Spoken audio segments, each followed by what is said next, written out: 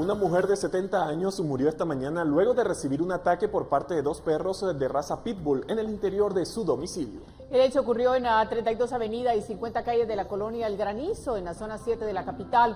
Según el reporte preliminar, cuando llegaron al lugar, encerraron a los caninos en una habitación de la casa, pero la mujer ya había fallecido. Esta no es la primera vez que una persona muere en el país por una agresión de un Pitbull. En abril de 2021, una vecina de Villanueva falleció por la misma razón.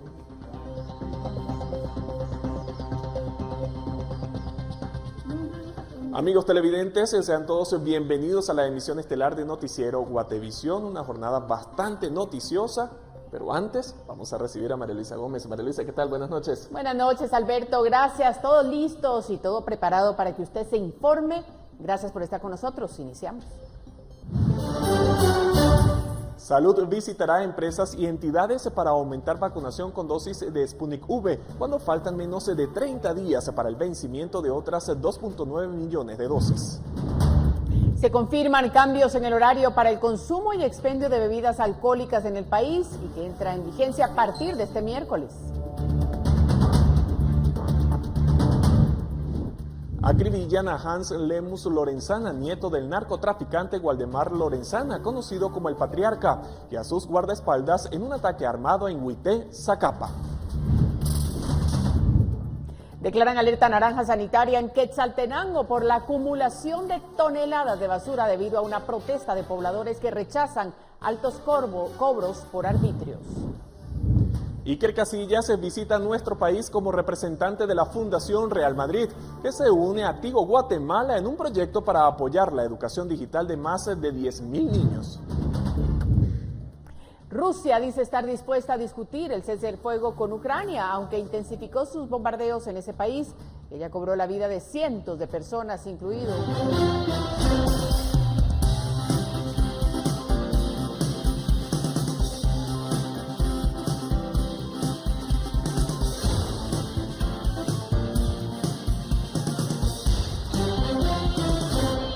Electroral, el único suero sin preservantes, presenta.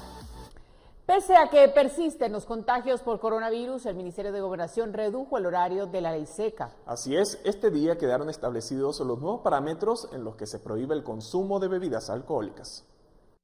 A partir de ahora, la prohibición para consumir o vender bebidas alcohólicas será de 1 de la madrugada a 6 de la mañana, es decir que el Ministerio de Gobernación redujo la ley seca en 2 horas, ya que anteriormente la prohibición comenzaba a las 11 de la noche y finalizaba a las 6 de la mañana del día siguiente. Pese a que persisten los contagios por el coronavirus, las autoridades señalan que estas medidas forman parte de las acciones para regresar a la normalidad tras la pandemia. Creo parte de los esfuerzos para que nuestro país vaya regresando a la normalidad.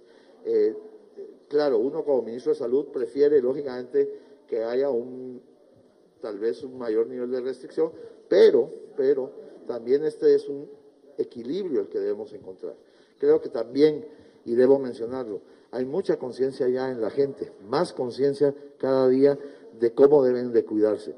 Sin embargo, el Ministerio de Salud afirma que el semáforo epidemiológico y la vacunación son factores que permitirán tener control sobre el comportamiento de las personas. Creemos que de alguna forma este esquema, y de nuevo reitero, estos avances y el hecho de que haya más gente vacunada, las condiciones del semáforo, y de nuevo reitero, son las que de alguna forma permitirán establecer mecanismos de control. La normativa fue publicada en el Diario Oficial y establece que quienes infrinjan la ley seca, si comercian bebidas alcohólicas, tendrán una multa de 100,000 quetzales y si facilitan el consumo, la sanción será de 5,000. Con imágenes de Elmer Vargas, informó para Noticiero Guatevisión, Henry Montenegro. Pasamos a otro tema. Hans Broiner Lemus Lorenzana, nieto de Waldemar Lorenzana, alias el Patriarca, perdió la vida en un ataque armado en Zacapa. En escena del ataque también fueron ultimados sus guardaespaldas. Según información preliminar, en el lugar del crimen se localizaron más de 80 cascabillos. Este miércoles murieron 3 personas, entre ellas Hans Broiner Lemus Lorenzana, nieto de Waldemar Lorenzana Lima, alias el Patriarca, quien murió en 2021, mientras cumplía una condena de 23 años en Estados Unidos por narcotráfico. El ataque contra Lemus Lorenzana y sus guardaespaldas se registró en una venta de licor en el barrio El Centro, frente al Parque Central de Huité, Zacapa. La Policía Nacional Civil, en un informe, amplió detalles del ataque sucedido a las 2:30 horas de la madrugada de este miércoles y que dejó 3 personas fallecidas. víctimas. Según el informe, a Lemus Lorenzana, de 26 años, le aparece una orden de aprehensión por el delito de violencia contra la mujer en su manifestación física en el ámbito privado. Detalla que la víctima tiene 2 tatuajes, uno de forma de una corona en el antebrazo izquierdo y otro en el pectoral lado izquierdo, en el cual se lee Nicole Galdames. Lemus Lorenzana sufrió heridas de bala en el rostro, mano izquierda, antebrazo izquierdo y en el área pectoral y abdominal. Aún no se ha establecido en qué vehículos se desplazaban las víctimas y los atacantes, reportó Edwin Pitán. Electoral, el único suero sin preservantes, presentó. Mire, el cardenal Álvaro Ramazzini visitó este miércoles a la jueza Erika Ifán para manifestarle su apoyo en sus labores de administración de justicia. Ramazzini dijo que llegó a darle a la jueza Ifán lo que los obispos saben hacer, rezar por ella. Añadió que las oraciones son para que el Señor le dé la sabiduría que ella necesita y que le dé la fortaleza para poder enfrentar este momento de su vida como funcionaria en la administración de justicia.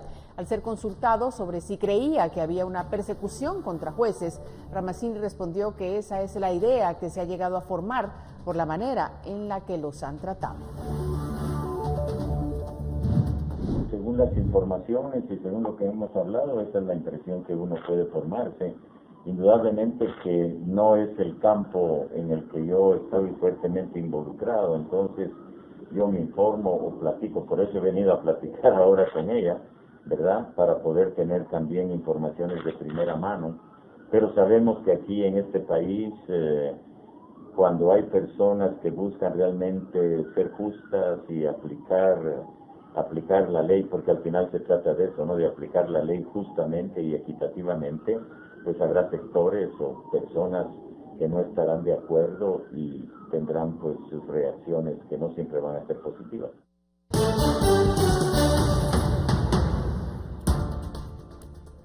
Para hacer el primer contacto con nuestros patrocinadores, pero al volver aceleran aplicación de vacunas Sputnik V porque otro lote está por vencer.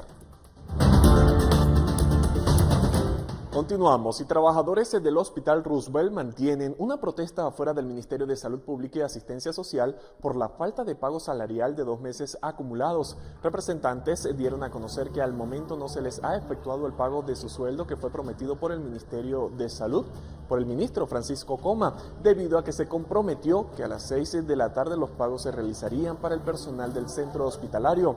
Agregaron que las manifestaciones seguirán durante la noche y si en caso no se efectúe el pago, mañana jueves saldrán a las calles nuevamente desde horas de la mañana.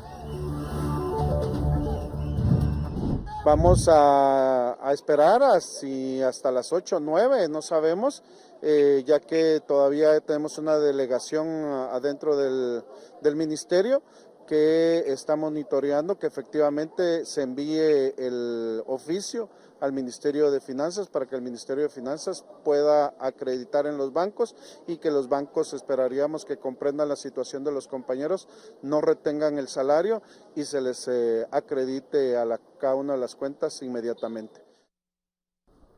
Mire, debido al riesgo de que a fin de mes venzan 2.9 millones de dosis de vacunas Sputnik V, el Ministerio de Salud inició con una nueva estrategia. El objetivo es visitar empresas y entidades del Estado para vacunar a los trabajadores. Sí, la idea es evidentemente usar vacunas Sputnik. Lógicamente, si una persona en particular dice no, yo no quiero Sputnik, pues también somos respetuosos de estas decisiones. El Ministerio de Salud, en su intento por utilizar las vacunas Sputnik V, planteó una nueva estrategia, la cual consiste en que las empresas privadas o entidades estatales programen la visita de vacunadores para inmunizar a su personal. La intención es llegar hasta 1 millón de personas, pero priorizando el uso de las vacunas rusas, tomando en cuenta que varios lotes vencerán en los próximos meses. Esta estrategia también se replicará en las escuelas, según el ministro de Salud. Sin embargo, ¿qué ocurre con las comunidades en donde ha habido resistencia a la vacunación? Mire, ahí básicamente ya estamos haciendo y no nos vamos. Vamos a seguir insistiendo, educando a la población. Tenemos las vacunas disponibles, tenemos la cadena de frío disponible. Se ha hecho crecer la cadena de frío de manera significativa con la capacidad de custodia de todo tipo de vacunas. Seguir insistiendo, seguir tratando de llevar un mensaje positivo de la vacunación, involucrar a las autoridades locales que están cooperando enormemente. De 8 millones de dosis de vacunas rusas que fueron compradas el año pasado, únicamente se han aplicado 2.8 millones. A esto se suma que 1 millón venció el pasado lunes, por lo cual hay más de 4 millones de dosis pendientes de ser suministradas. El 31 de marzo próximo vencen 2.9 millones de dosis de estas vacunas. Mientras tanto, la cartera aún evalúa la negociación con Rusia para adquirir otras 4 millones de dosis de Sputnik Light, aunque según el ministerio están haciendo los estudios respectivos. Con imágenes de Elmer Vargas, informó para el noticiero Guatevisión Henry Montenegro. Y debido a que no se ha concretado la negociación con Pfizer para adquirir la vacuna para menores de entre 5 y 11 años, según las autoridades del Ministerio de Salud están evaluando otras opciones. Sin embargo, no precisaron detalles. Además, tampoco se explicó el avance de la negociación con Pfizer ni las razones por las cuales no se ha podido concretar esta. Según las autoridades, no se pueden revelar detalles por temas de confidencialidad. Actualmente en Guatemala solo se ha alcanzado a vacunar a los mayores de 12 años.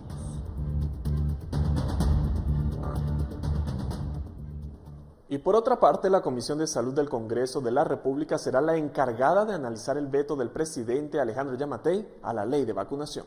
Diputados de oposición pidieron rechazar el veto, mientras el oficialismo respaldó a Yamatei y pretendía que se aceptara.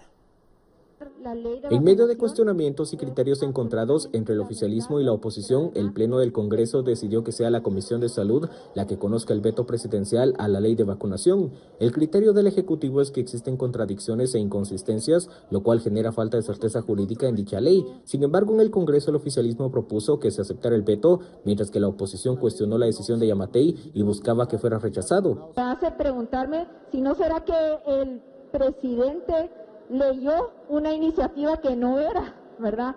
Porque aquí se pone a dar observaciones sobre cuestiones que no están en lo que finalmente se aprobó como ley de vacunación. Me pregunto realmente si lo leyeron, ¿verdad? Y si lo entendieron.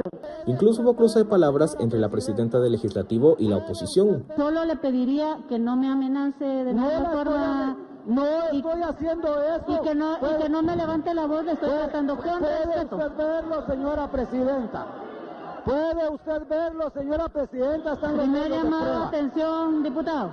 Luego el oficialismo y sus aliados cambiaron de posición y plantearon que se enviara a la Comisión de Salud. Y que procedamos a enviarlo a la Comisión de Salud. ¿Para qué? Para que la comisión nuevamente analice y estudie los argumentos del señor presidente y de todas las entidades y de toda la población que todavía tenga duda. La ley de vacunación establecía entre sus parámetros la creación de un esquema de inmunización para diversas enfermedades. Sin embargo, ahora debe regresar a la Comisión de Salud para su análisis. Con imágenes de Elmer Vargas, informó para Noticiero Guatevisión Henry Montenegro. En ese momento hablemos de salud. Es oportuno diferenciar y ver qué síntomas corresponden a un resfriado común o a la influenza para recibir el tratamiento adecuado. El segmento de salud es presentado gracias a Mencetamol Bebible, el primer paracetamol bebible para aliviar la fiebre y el dolor. ¿Qué es realmente la gripe? Resfriado común, tener congestión nasal o catarro, tos, dolor de cabeza e irritación de la garganta posiblemente sea el anuncio de la llegada de un resfriado común. La infección viral en la nariz y la garganta generalmente no es nociva, aunque quizás tampoco sea fácil verlo así. Si bien no existe cura para el resfriado común, la mayoría de las personas mejora sin ningún tratamiento y por lo general mejora dentro de una semana a 10 días. Es importante mencionar que los antibióticos no surten efecto contra los virus y su consumo excesivo contribuye al desarrollo de cepas bacterianas resistentes a los antibióticos. El estilo de vida y los remedios caseros que alivian los síntomas incluyen beber mucha cantidad de líquido y hacer reposo. Los remedios que frecuentemente se emplean para el resfriado, como los analgésicos de venta libre, los descongestionantes, el spray nasal y los jarabes para la tos, tienen ventajas y desventajas. La influenza. La influenza es la verdadera gripe. Se trata de una infección viral que ataca el sistema respiratorio, incluida la nariz, la garganta y los pulmones. Al principio, la gripe se parece al resfriado común porque hay catarro, estornudos e irritación de la garganta. Sin embargo, el resfriado se desarrolla lentamente, mientras que la gripe suele presentarse de manera repentina. Pese a que el resfriado puede resultar molesto, la gripe hace que uno se sienta mucho peor. Por lo general, para tratar la gripe no se necesita nada más que hacer reposo y beber bastante cantidad de líquido. Sin embargo, cuando la infección es grave, hay más riesgo de presentar complicaciones. El proveedor de atención médica puede recetar un fármaco antiviral para tratar la gripe. Los Centros para el Control y la Prevención de Enfermedades en los Estados Unidos recomiendan la vacuna anual contra la gripe a todas las personas a partir de los 6 meses de edad, con solo raras excepciones. La vacuna es la mejor defensa contra la gripe. Con información de Mayo Clinic, para Noticiero Guatevisión, Pamela Valdés. El segmento de salud fue presentado gracias a Mencetamol Bebible, el primer paracetamol bebible para aliviar la fiebre y el dolor. Y en ese momento vamos a hacer una pequeña pausa, pero regresamos con más. Rusia disputa el cese al fuego. Tenemos los detalles e imágenes de los bombardeos a Ucrania. Te invitamos a continuar en Noticiero Guatevisión.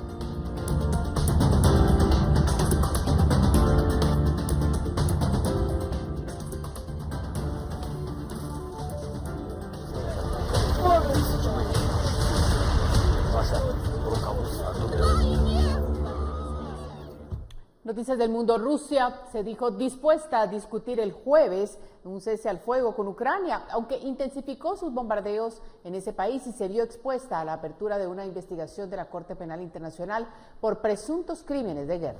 Por su parte, el gobierno ucraniano indicó que no aceptará ningún ultimátum en esas negociaciones que se celebrarán en Bielorrusia. Centenares de civiles ucranianos murieron y centenares de miles huyeron de sus hogares desde el ingreso de las tropas rusas a Ucrania el 24 de febrero. Los gobiernos occidentales respondieron a la invasión con sanciones que se refuerzan diariamente con el fin de asfixiar a la economía rusa. Rusia reivindicó el miércoles la captura de la ciudad portuaria de Kherson y concentró artillería cerca de Kiev, haciendo temer un asalto inminente sobre la capital. Periodistas de la AFP reportaron daños provocados por presuntos bombardeos rusos contra edificios de los servicios de seguridad y una universidad de Kharkov, la segunda mayor ciudad del país, y en zonas residenciales a 150 kilómetros de Kiev.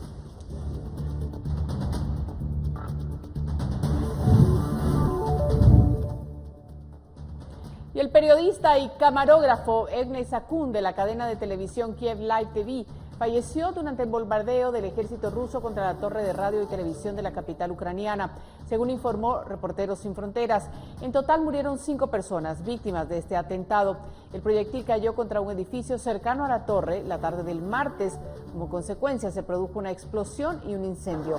La muerte del reportero Sakun también fue informada por la agencia EFE, que lamentó la muerte del colega.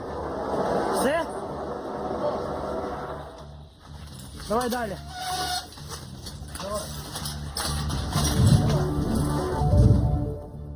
Y es que se escuchó una fuerte explosión cerca de la estación central del ferrocarril de Kiev, la capital ucraniana, según reportaron autoridades del Ministerio del Interior. Un testigo de una agencia internacional de noticias informó también que la enorme explosión hizo temblar la tierra.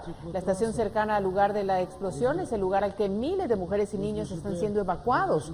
El edificio de la estación sufrió daños menores y hasta el momento se desconoce el número de víctimas, aunque los trenes se encuentran en funcionamiento. Según reportes y videos en las redes sociales, un proyectil ruso golpeó una gran tubería cerca de la estación de trenes. Parte de Kiev puede estar sin calefacción.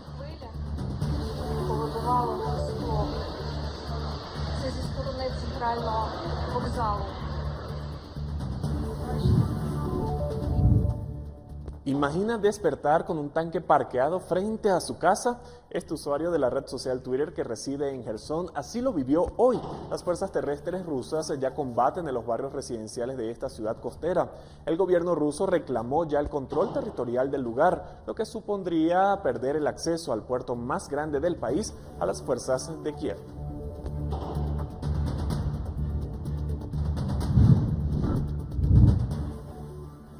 Y estos son ciudadanos de la ciudad de Enerhodar, en el sureste de Ucrania. Los civiles desarmados se han presentado como un escudo humano para impedir el paso de tanques rusos a la población que alberga la planta nuclear más grande de toda Europa y que, de ser controlada por los rusos, significaría perder una de las fuentes de electricidad más importantes para el pueblo ucraniano.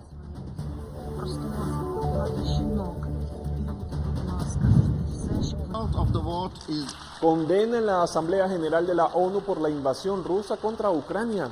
Con 141 votos a favor, 5 en contra y 35 abstenciones, una resolución para exigir a Rusia la retirada de sus tropas de Ucrania fue aprobada. La resolución acusa a Rusia de violar el artículo 12 de la Carta de Naciones Unidas, que prohíbe a sus miembros recurrir a la amenaza o al uso de la fuerza y pide respetar la soberanía, integridad territorial e independencia política de cualquier Estado.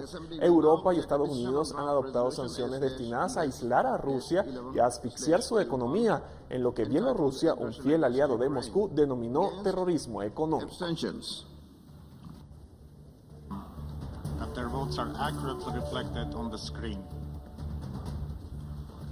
Y anoche le informamos sobre el trabajo de Inna Harbar, una ucraniana que reside en Guatemala.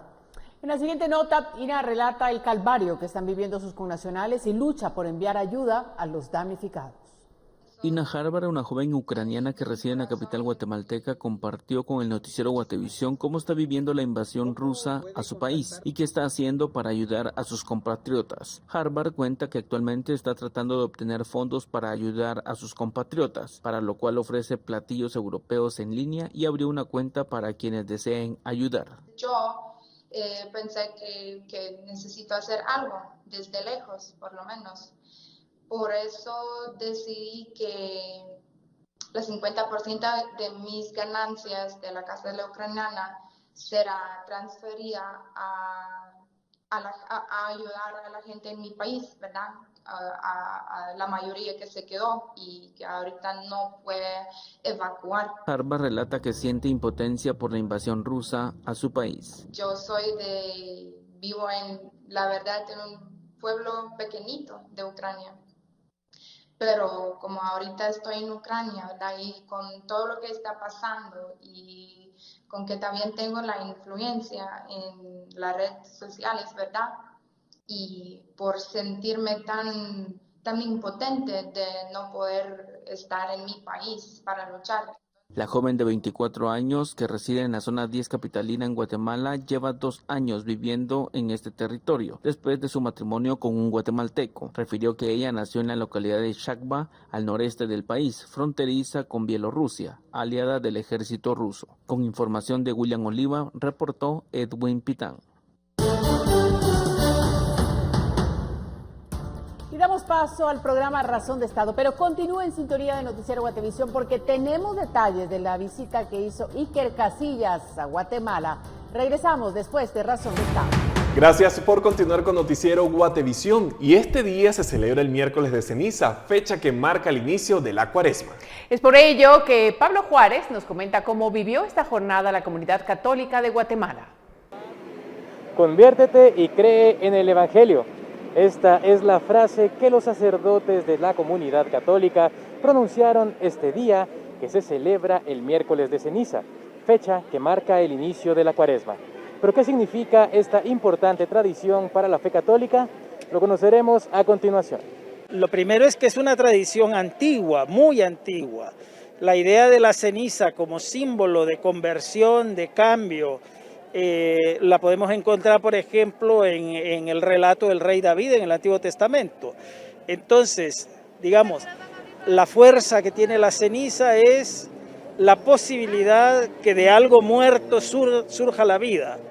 Entonces, la ceniza es fertilizante, la ceniza limpia. En ese sentido, la ceniza adquiere esa fuerza particular de la palabra de Dios, que es una invitación al cambio, a ser mejor, a ser distinto. Durante la jornada de este miércoles, miles de personas hicieron fila afuera de los diferentes templos católicos para que se les impusiera la cruz de ceniza, lo cual evidencia la importancia que tiene esta tradición en la fe católica. Primero es porque es el inicio de la Cuaresma. Segundo, porque nos dieron la oportunidad de poder venir presencialmente. El año pasado la recibí en el carro y nos daban un recipiente con una oración para que cada quien se la aplicara. Es una bendición poder tener estas tradiciones. Yo soy católica y eso llena el espíritu, llena el corazón en estos momentos en que está tan necesitada Guatemala de fe para afrontar la situación de la enfermedad del COVID, de la situación económica y para llenar nuestros corazones. De acuerdo con la tradición católica, en el Antiguo Testamento, las cenizas se utilizaban para simbolizar el arrepentimiento. en la actualidad son una invitación para convertirse a los valores de la fe cristiana. Con imágenes de María René Barrientos, reportó para Noticiero Guatevisión, Pablo Juárez. Y cambiamos de tema porque Tigo Guatemala se une al proyecto de escuelas sociodeportivas de la Fundación Real Madrid que se implementan en nuestro país. Este trabajo conjunto beneficiará a más de 1.200 personas con el objeto de apoyarles en el cierre de la brecha digital para su desarrollo integral. Millicom Tigo se une en alianza con la Fundación Carlos F. Novela y la Fundación Real Madrid, que trabajan juntas desde hace casi 10 años con el objetivo de apoyar la educación digital de más de 10.000 niños, niñas y docentes de Guatemala y de la región. Como Tigo Guatemala nos estamos sumando a apoyar a las escuelas sociodeportivas locales que son ejecutadas por la Fundación Carlos F. Novela, en donde vamos a realizar un trabajo en conjunto para darles herramientas digitales para fortalecer su empoderamiento, su educación digital y darles una mejor oportunidad de vida. En Guatemala específicamente serán 1.200 personas beneficiadas. La primera fase del proyecto inició en noviembre del año pasado y ya fueron capacitados 71 docentes en técnicas de protección en línea y con esto se impactará directamente a 1.150 niños y niñas. Como representante de la Fundación Real Madrid estuvo presente el exportero del Real Madrid, Iker Casillas, quien recalcó el compromiso que tienen en trabajar por el desarrollo de la niñez guatemalteca. La alianza entre Millicom Tigo y la Fundación Real Madrid es clave para mejorar el futuro de Guatemala, empezando por la educación a la infancia. El deporte es una gran herramienta de educación e integración, pero combinado con el uso adecuado de las tecnologías no tiene ningún límite. En colaboración con la Fundación Carlos F. Novela y Millicom Tigo, no solo vamos a mejorar las vidas de miles de familias, sino que con ellos vamos a ayudar a construir un futuro mejor para Guatemala. Una sociedad más avanzada, más justa, mejor comunicada y con mayores oportunidades. Yo pienso que la importancia es que siempre a nuestro futuro ya no todo ya va a ser más tecnológico y siempre existen riesgos para cada uno de nosotros. Esta alianza será por 5 años trabajando con los 65 proyectos sociodeportivos que se tienen en 9 países. Para Noticiero Guatevisión, Paula Osaeta y María René Barrientos.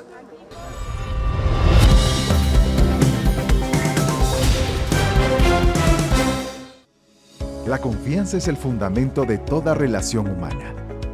Gracias por depositar tu confianza en CFS Corredores de Seguros. Presenta.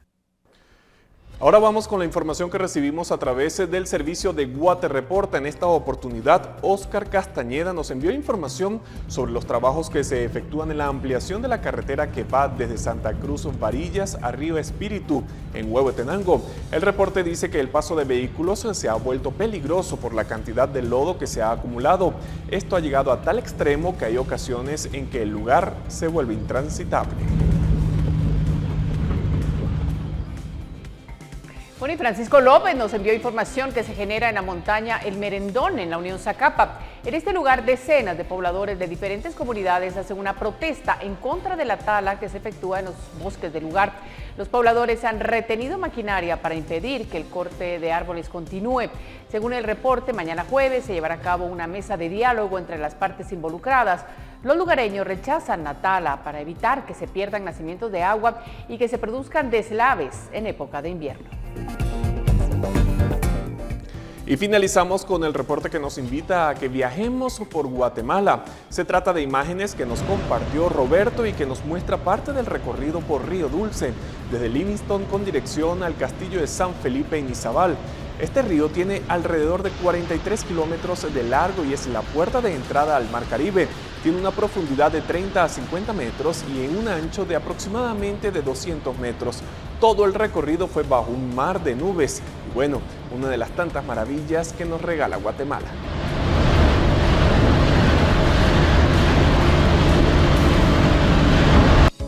Gracias. Gracias CFS Corredores de Seguros por estos 18 años, siendo la buena experiencia de estar asegurado. Presentó. Y vamos a temas departamentales. Después de una semana de su anuncio, finalmente tomó posesión del cargo la nueva directora del área de salud central de Quiché. La funcionaria confirmó que es cuñada de una diputada del partido oficialista del departamento y argumentó que no hubo presiones para colocarla en ese cargo.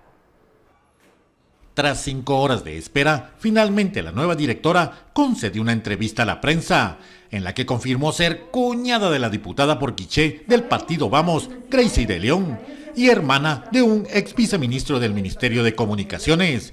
La nueva directora aseguró que no hubieron presiones de los legisladores para colocarla en el cargo. Señora directora, ¿usted tiene algún tipo de familiaridad con la diputada Gracie de León? No sé realmente cuál es el objetivo de poderme realizar esa pregunta. ¿Es su cuñada, señora de León?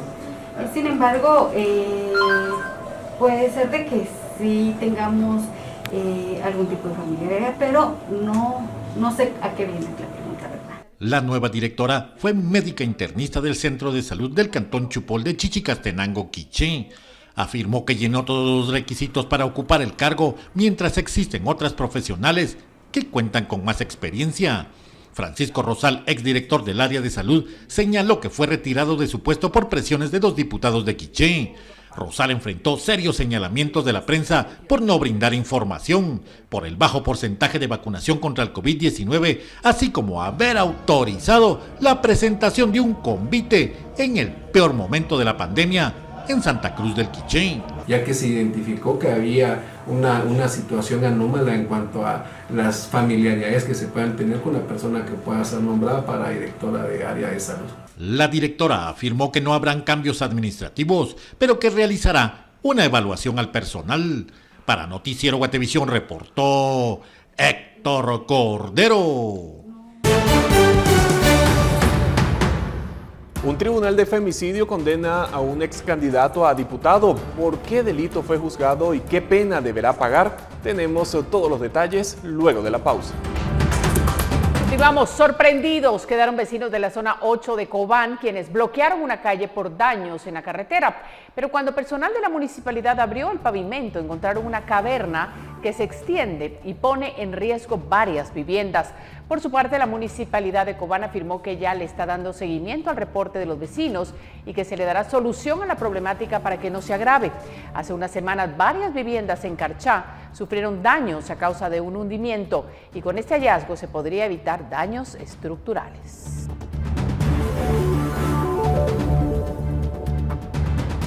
Y toneladas de basura inundan las calles de Quetzaltenango. Esto porque el tren de aseo municipal suspendió el servicio debido a que los camiones no pueden pasar al botadero municipal. Esto ocurre porque el único acceso está bloqueado por cientos de manifestantes que rechazan pagar arbitrios municipales contenidos en el Plan de Ordenamiento Territorial. En alerta naranja sanitaria se declaró la municipalidad de Quetzaltenango debido a las toneladas de basura que están regadas en las calles y los quetzaltecos temen un brote de enfermedades infecciosas. La basura sí está pésima en la calle porque, como sabemos todos, la contaminación ahorita sería doble, porque el virus que tenemos y la basura. Los lugares donde hay basura se juntan animales, chuchos más que todo, se juntan y cuando uno pasa, pues a veces los chuchos lo atacan a uno, que hay demasiada basura. Se ha declarado alerta naranja sanitaria y de seguridad vial y peatonal debido a que ante esta situación hay residuos sólidos depuestos en la vía pública que no han sido recolectados por el tren de aseo por esta misma circunstancia. El Departamento de Saneamiento Ambiental del Ministerio de Salud declaró que los lugares donde hay basura acumulada son focos de contaminación. Ya desde hace años se ha tratado de tener un plan B para cuando se den este tipo de situaciones y la recomendación que pretendemos darles es que la basura se pueda recolectar y trasladarla a algún lugar temporal mientras se restablece la situación del paso al botadero municipal. La municipalidad ha solicitado a Gobernación Departamental hacer efectivo el amparo provisional para que la Policía Nacional Civil desaloje el área. En Quetzaltenango, para el Noticiero Guatevisión, Minor Talk. Mire, los primeros 4 casos de dengue y uno de paludismo por la proliferación de zancudos preocupa a la comunidad educativa del municipio de San Sebastián Retaluleu. Por ello, han decidido fumigar los establecimientos educativos como forma de prevención. Al menos 84 casos clínicos de dengue clásico y 21 de paludismo se registraron en el departamento de Retaluleu durante el 2021. Este año, 4 casos de dengue y 1 de paludismo han sido confirmados y se esperan los resultados de las muestras enviadas al Laboratorio Nacional. Si hubieron casos, como usted sabe que siempre tenemos el zancudo, a esa Yipri y la de Salvopictus, ¿verdad? Entonces el año pasado, por ejemplo, fueron 84 casos. La enfermedad esa del dengue es por la picadura de un zancudo, que es la Aegypti. 24 establecimientos educativos fueron fumigados por el personal del área de salud para prevenir las infecciones por el mosquito transmisor de dengue, zika, paludismo, entre otros. Como que los zancuditos encontraron su casa en las aulas ahorita que estuvieron abandonadas. Y entonces la relación que siempre hemos tenido con salud, ¿verdad?, es importante porque a base de ellos pudimos encontrar la respuesta para que vinieran a fumigar. Estas enfermedades son transmitidas por el mosquito o zancudo, principalmente en lugares donde se acumula el agua y basura. Damos de que por favor no mantengan que sus casas criaderos, o sea, hay objetos que no sirven, que ahora que de repente llovizna, le cae agua, ya a los 8 o 10 días ya empieza el animalito a reproducirse, porque los huevecillos del zancudo, de la Aegypti, tarda hasta 1 año y todavía eclosionan los huevecillos. Los síntomas principales de la enfermedad son fiebre alta, dolor de cabeza, de espalda, articulaciones, náusea, vómitos y erupción de la piel. Desde Retaluleu reportó Victoria Ruiz. Y el Tribunal de Femicidio de Suchitepeques condenó a Misael Sensoc, ex candidato a diputado de la URNG, por el delito de violencia contra la mujer, luego de ser hallado culpable de agredir psicológicamente a una lideresa comunitaria de la aldea Nahualate del municipio de San Antonio. Misael Sen fue condenado a 5 años conmutables y tendrá que pagar un resarcimiento de 8,000 quetzales. Además, el tribunal ordenó que reciba terapia psicológica. La fiscalía pues está exigiendo una sentencia condenatoria en contra del señor, toda vez de que se aportaron medios de prueba pues que evidencian su participación en los hechos por los cuales se le acusó. O sea, hay una estadística muy alta con relación a este tipo de delitos, por lo general son delitos muy silenciosos. Durante el debate, familiares de la víctima hicieron un plantón frente al Tribunal de Femicidio en Mazatenango exigiendo justicia. Además, hicieron señalamientos contra el ex candidato. Don Misael Elíasar Sensoc ha intimidado mucho a ella, la ha tratado muy mal e incluso lo ha amenazado de muerte. Pues ella anteriormente, hace como 3 años, pues él llegó a la escuela, sector La Toma, aldea Nahualate, a amenazarla a ella y ella tenía la bebé recién nacida. Nosotros estamos exigiendo justicia porque él dice que las mujeres no valemos, las mujeres no servimos para nada y que tiene que ser un cocode, tiene que ser un hombre. Durante su declaración, Misael Sen indicó que es un caso de criminalización por su trabajo en defensa de los recursos naturales. Además, que buscan inmovilizarlo políticamente para que no participe en la próxima contienda electoral. Desde Suchitepeques, Marvin Tunches, Noticiero Guatevisión. ¿En qué consiste la plataforma electrónica de permisos de trabajo para extranjeros? Además, la SAT revela detalles sobre la emisión de facturas electrónicas. Este y otros temas en breve.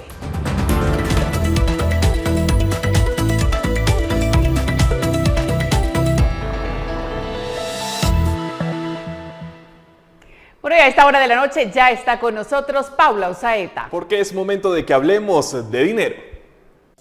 María Luisa, Alberto, buenas noches. Les cuento que el Ministerio de Trabajo lanzó la plataforma electrónica de permisos de trabajo para extranjeros, la cual tiene como objetivo permitir que empleadores, personas refugiadas, solicitantes de la condición de refugio y extranjeros en general realicen el trámite de permiso para trabajar legalmente en Guatemala totalmente en línea.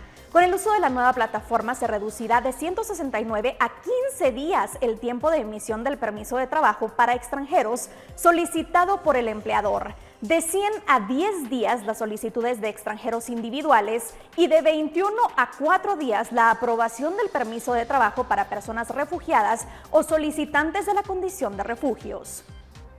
Y en otros temas, la Superintendencia de Administración Tributaria informó que detectaron más de 112,000 millones de quetzales en facturación que se hace a nombre del consumidor final. Esto, según el superintendente, es preocupante ya que rompe la cadena del pago oportuno de los impuestos. El superintendente Marco Livio Díaz dio a conocer que luego de hacer varios análisis, el 71% de las facturas electrónicas en línea emitidas en el 2021 fueron registradas a nombre de consumidor final en lugar de hacerlo con un NIT. Pero cuando vemos cuánto estos sectores le facturan al consumidor final, vemos que en el comercio por mayor hay 64 billones facturados en el año 2021 a consumidor final. En agricultura hay 11,000 11 billones y en actividades inmobiliarias de arrendamiento hay 11 billones. Hay venta de casas facturadas a consumidor final. Eso ya nos empieza a llamar la atención. En total, en el 2021 se emitieron facturas por consumidor final por un monto de 112,000 millones de quetzales.